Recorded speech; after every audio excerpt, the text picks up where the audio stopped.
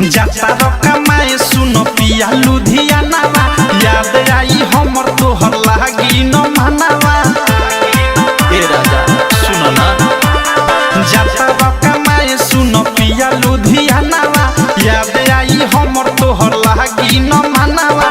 लेके जइब खसता का कट जाई रास्ता ई जान ल न हो दुगो दे तनी चुमा ये राजा गमछिया में बांधल न हो दुगो दे तनी चुमा ये राजा गमछिया में बांधल न हो दुगो दे तनी चुमा ये राजा गमछिया में बांधल न हो।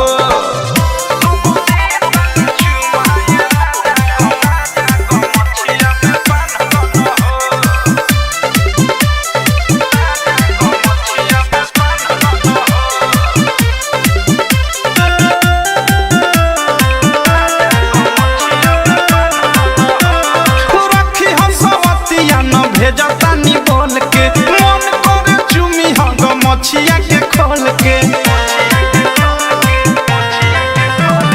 रखी हो सवतिया न भेजतानी बोल के मन करे चुमी हो गमछिया के खोल के। बनी हो नहीं हर हम हई तोहर में हर पहचान ल न हो दुगो दे तनी चुमा ये राजा गमछिया में बांधल न हो दुगो दे तनी चुमा ये राजा गमछिया में बांधल न हो दुगो दे तनी चुमा ये राजा गमछिया में बांधल न हो।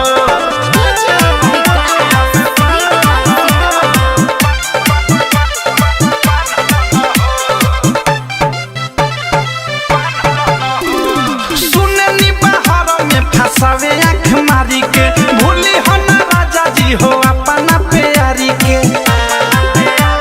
याद रखी है राजा। सुननी बाहर में फसावे आँख मारी के भूली हो न राजा जी हो अपना प्यारी के।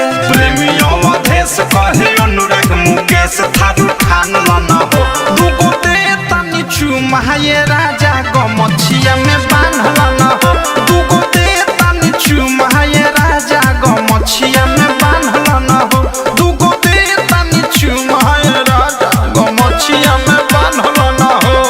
ए भाई धान अली।